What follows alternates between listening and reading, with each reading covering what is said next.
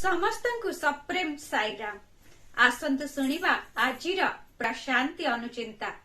ପ୍ରେମର ପ୍ରକୃତ ସ୍ୱରୂପ କଣ ଏବଂ ଏହା କାହିଁକି ଭଗବାନଙ୍କ ଆଡକୁ ନିର୍ଦ୍ଦେଶିତ ହେବା ଉଚିତ? ଭଗବାନ ଆଜି ଅତି ଆଦରର ସହିତ ଏହା ଆମକୁ ବର୍ଣ୍ଣନା କରିଛନ୍ତି। ଭଗବାନ ପ୍ରେମର ସ୍ୱରୂପ ଅଟନ୍ତି।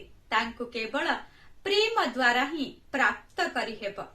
ଠିକ୍ ଯେପରି ଦୀପ୍ତିମାନ ସୂର୍ଯ୍ୟଙ୍କୁ ତାଙ୍କ ନିଜର ଆଲୋକ ଦ୍ୱାରା ହିଁ ଦେଖି ହୁଏ। ଏହି ସଂସାରରେ ଦିବ୍ୟ ପ୍ରେମ ଠାରୁ ଆଉ କିଛି ମୂଲ୍ୟବାନ ଜିନିଷ ନାହିଁ। ଭଗବାନ ହେଉଛନ୍ତି ସମସ୍ତ ଗୁଣ ଠାରୁ ଉର୍ଦ୍ଧ୍ୱରେ। ଏହି କାରଣରୁ ତାଙ୍କର ପ୍ରେମ ମଧ୍ୟ ସମସ୍ତ ଗୁଣ ଠାରୁ ଉର୍ଦ୍ଧ୍ୱରେ ବା ଗୁଣାତୀତ। କିନ୍ତୁ ଗୁଣ ଗୁଡିକ ଦ୍ୱାରା ମଣିଷର ପ୍ରେମ ପରିଚାଳିତ ହେଉଥିବା ଯୋଗୁଁ ତାହା ଆସକ୍ତି ଓ ଦ୍ୱେଷ ଭାବ ସୃଷ୍ଟି କରିଥାଏ। ପ୍ରେମ କୌଣସି ପ୍ରକାର ପୁରସ୍କାର ପାଇବାର ଆଶା କିମ୍ବା ପ୍ରତିଦାନ ଉପରେ ଆଧାରିତ ହେବା ଉଚିତ ନୁହେଁ। ସେହିପରି ଆଶା ଉପରେ ନିର୍ଭର କରାଯାଇଥିବା ପ୍ରେମକୁ ଏକ ବ୍ୟବସାୟିକ ସମ୍ପର୍କ ବୋଲି କୁହାଯାଇପାରେ। ପ୍ରେମ କୌଣସି ଏକ ବାଣିଜ୍ୟ ସମ୍ବନ୍ଧୀୟ ବିଷୟ ବସ୍ତୁ ନୁହେଁ।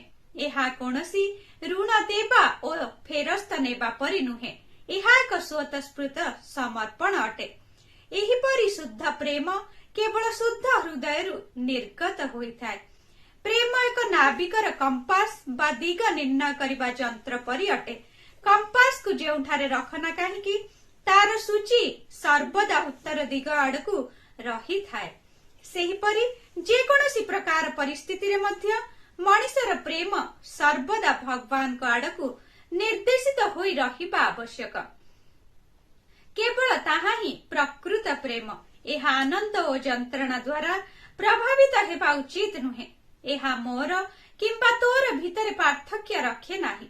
ପ୍ରେମକୁ ଆଉ କୌଣସି ଉପାୟରେ ନୁହେଁ ବରଂ କେବଳ ପ୍ରେମ ଦ୍ୱାରା ହିଁ ପ୍ରାପ୍ତ କରିହେବ।